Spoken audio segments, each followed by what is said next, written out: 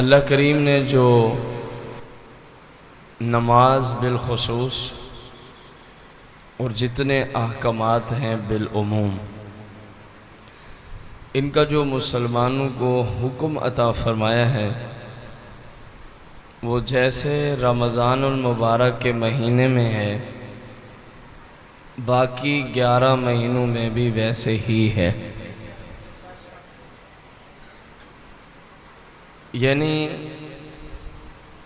فجر، ظہر، عصر، مغرب اور عشاء کی جس طبقے کی فرضیت رمضان شریف میں ہے بین ہی اسی ہی طبقے کی ان نمازوں کی فرضیت باقی 11 مہینوں میں بھی ہے،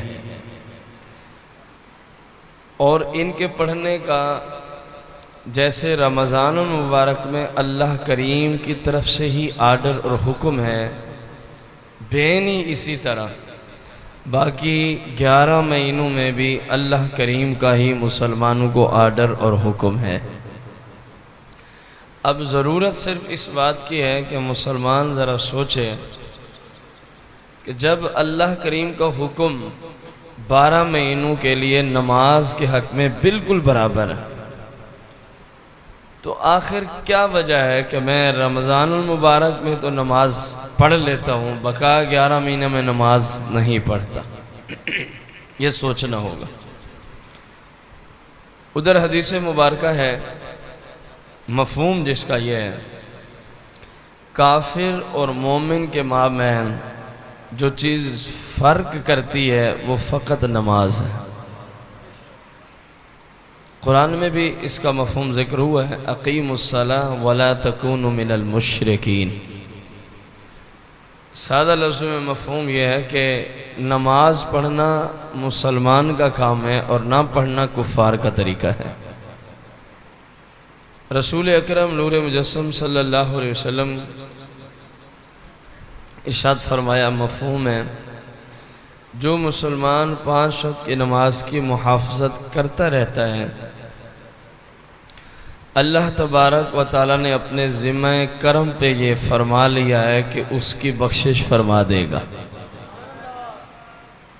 اور ایک حدیث مبارکہ میں فرمایا کہ جو مسلمان 5 وقت کی نماز کی زندگی بھر محافظت کرتا رہتا ہے قیامت کے دن اس کی یہی نماز اس کے لیے نور، اس کے لیے برہان اور نجات اور بخشش کا ذریعہ بن جائے گی۔ ایک حدیث مبارکہ میں فرمایا کہ جس شخص کو مرتے وقت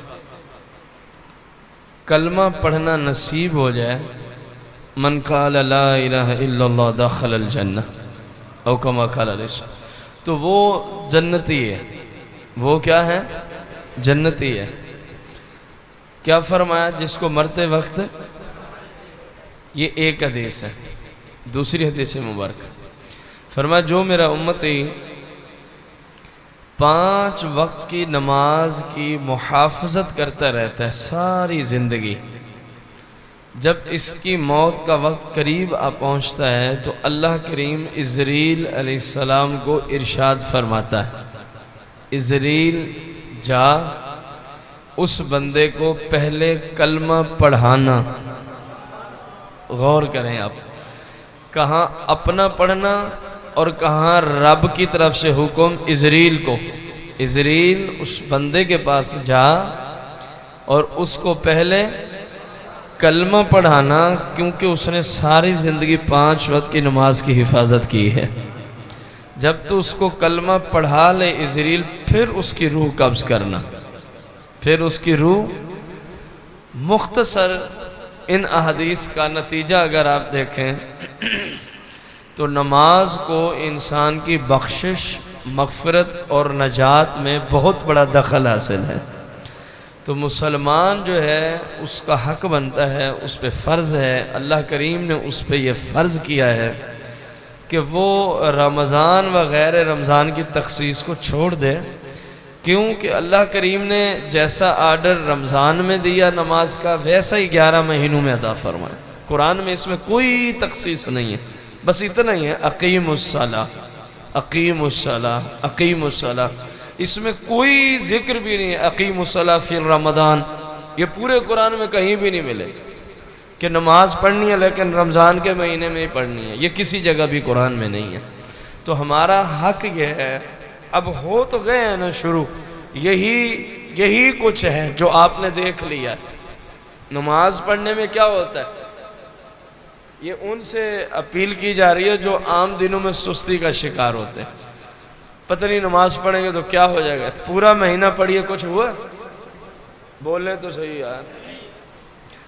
ہاں یہ ضرور ہوتا ہے، نماز پڑھنے سے رب راضی ہو جاتا ہے، نماز پڑھنے سے مصطفیٰ کریم راضی ہو جاتے ہیں، نماز پڑھنے سے ہمارے صغیرہ سارے گناہ معاف فرما دیے جاتے ہیں۔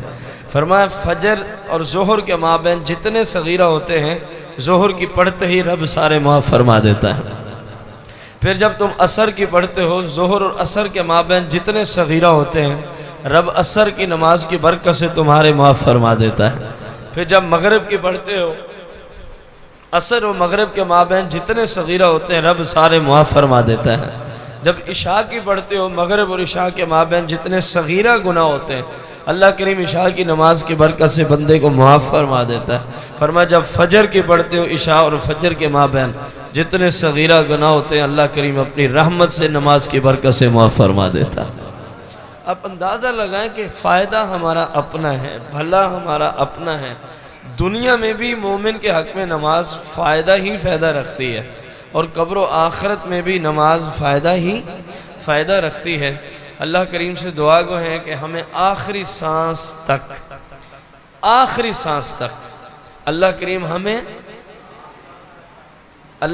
ہمیں 5 وقت کی نماز اور اپنے محبوب صلی اللہ علیہ وسلم کی پیاری پیاری سنتوں اور سیرت کے مطابق زندگی بسر کرنے کی توفیق عطا فرمائے۔ آمین بجاہ النبی الکریم علیہ الصلوۃ والتسلیم۔